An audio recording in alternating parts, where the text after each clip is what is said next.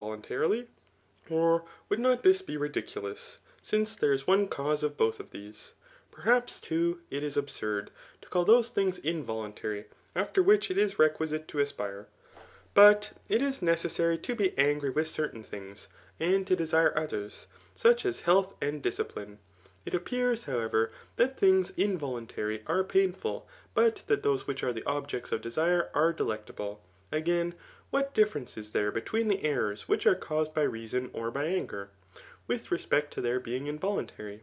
For both are to be avoided. The irrational passions also do not appear to be less human, but the actions of man proceed both from anger and desire. It would be absurd, therefore, to consider these as involuntary. CHAPTER 2. Having therefore defined the voluntary and involuntary, it follows that we should discuss pre^election, or deliberate choice. For deliberate choice appears to be most aligned to virtue, and by this, as a rule, a judgment may be formed of manners more than by actions. Deliberate choice, therefore, appears indeed to be a voluntary thing, yet it is not the same with what is voluntary, but the voluntary is more extended. For of the voluntary, children and other animals partake, but they do not partake of deliberate choice. And we say, indeed, that things which we do suddenly are done voluntarily, but not according to deliberate choice. But those who call it desire, or anger, or will, or a certain opinion, do not appear to speak rightly. For deliberate choice is not common to us and irrational animals, but desire and anger are. And the incontinent man, indeed, acts from the influence of desire, but not from deliberate choice. On the contrary, the continent man acts from deliberate choice, and not from the impulse of desire. And desire, indeed, is contrary to deliberate choice, but desire is not contrary to desire.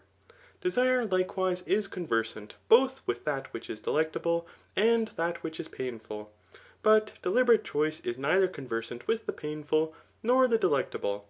Much less is deliberate choice anger. For in the smallest degree do things which are affected through anger appear to be affected by deliberate choice. Nor yet is it will, though will appears to be near to it.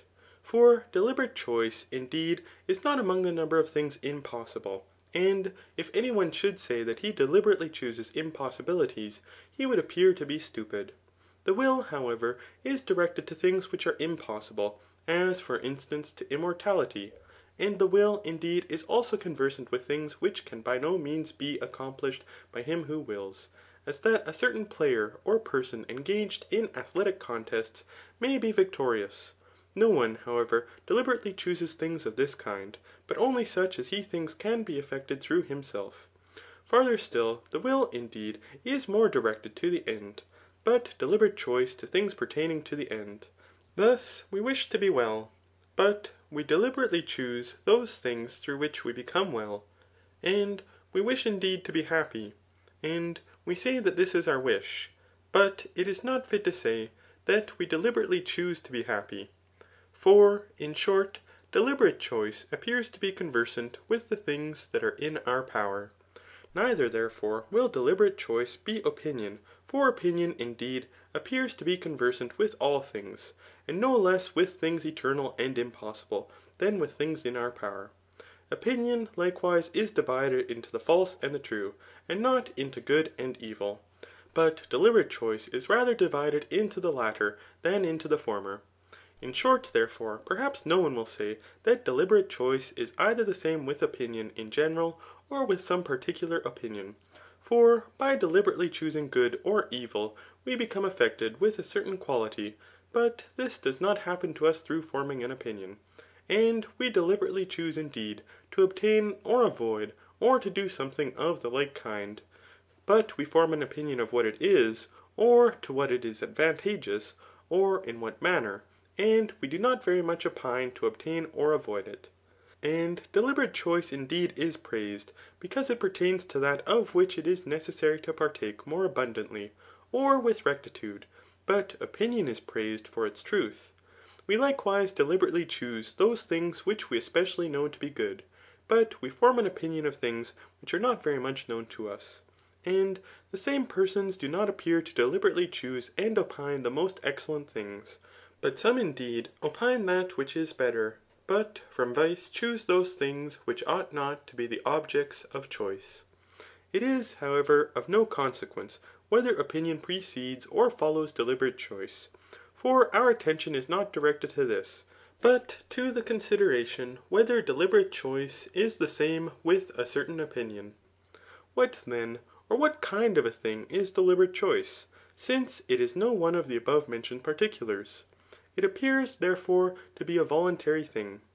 Not every thing, however, which is voluntary is the object of deliberate choice, but that which has been the subject of previous deliberation. For deliberate choice is accompanied with reason, and the discursive energy of reason. And this the name appears to signify, the object of deliberate choice being that which is eligible in preference to other things. CHAPTER 3. But whether do men consult about all things? And is every thing a subject of consultation?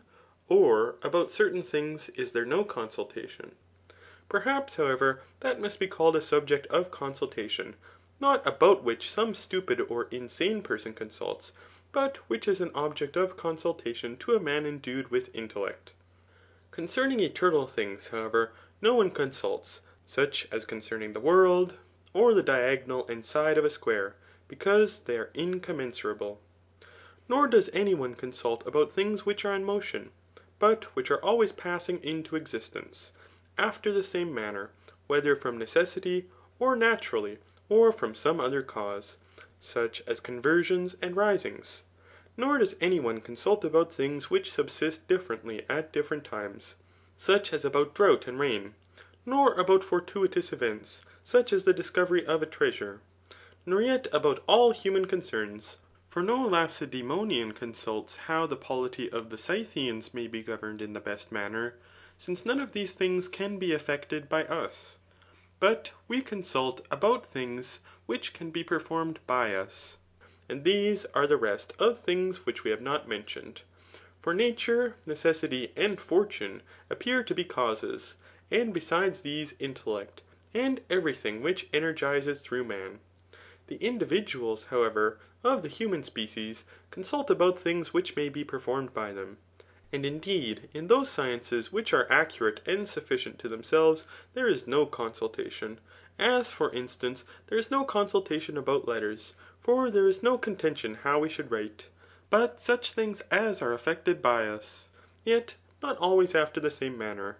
About these we consult, as about things pertaining to medicine, and the art of procuring money, and about the art of the pilot, more than about the gymnastic art, because the former is much less accurate than the latter. In a similar manner also we consult about the rest, but we consult more in the arts than in the sciences, for we dissent more about them. Consultation, however, takes place in things which have a frequency of subsistence, but of which the event is immanifest, and in things in which there is the indefinite.